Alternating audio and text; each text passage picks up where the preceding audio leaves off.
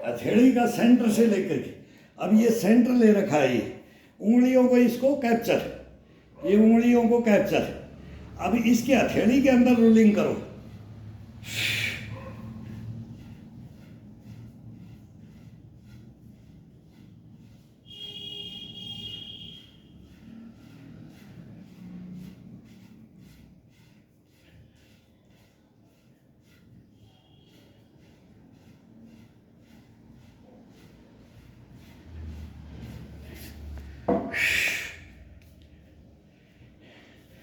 अब ये मारा था तो अभी ये,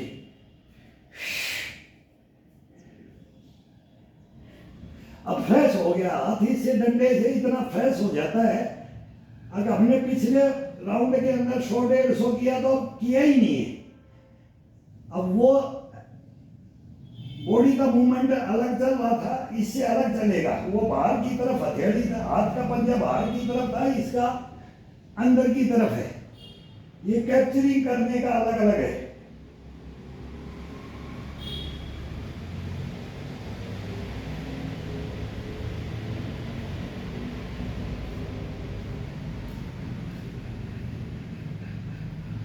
पीठ को ऊपर उठाओ पूरा, ये डट्टू को, कंधे को आगे की तरफ तोड़ करके, गर्दन को तोड़ करके पीठ को उठाओ। रीढ़ की हड्डी को खोलो, रीढ़ की हड्डी को खोलना होता है इसमें। अब ये ऊपर की तरफ दबा करके जितना खोला इसको यहाँ पर ले जाओ, इसका ब्लड का सर्कुलेशन होगा जबरदस्त। ये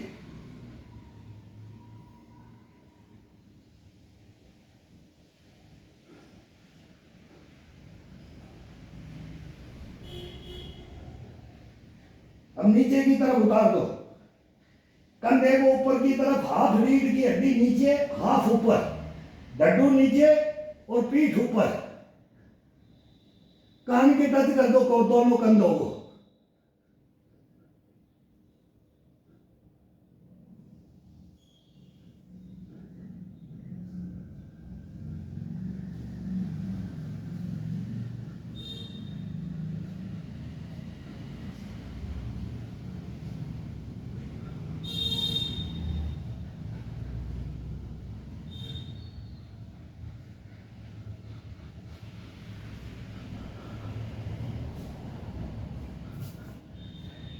अब ये बाजू के ऊपर रख दो, पूरा पूरा हाथ खोल करके पाए के ऊपर, ये सेंटर, ये हथेली का ये सेंटर, ये रखो इसके ऊपर।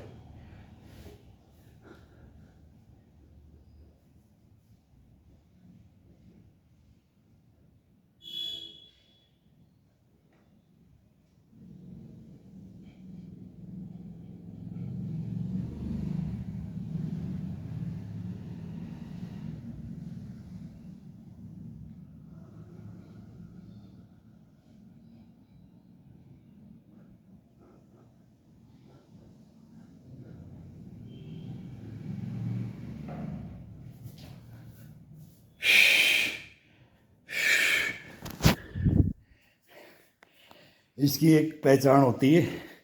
ग्राउंडों के अंदर देख लेते थे कि ये कौन क्या कर रहा है, किसके बाजुओं में दम है, किसके पैरों में दम है, किसकी कमर में दम, छाती में दम। जो ये हाथ होता है ना, हाथ अपनी ये बाजुएं, अब ये सही टाइट में और पावर में और ताकत में रहेगा।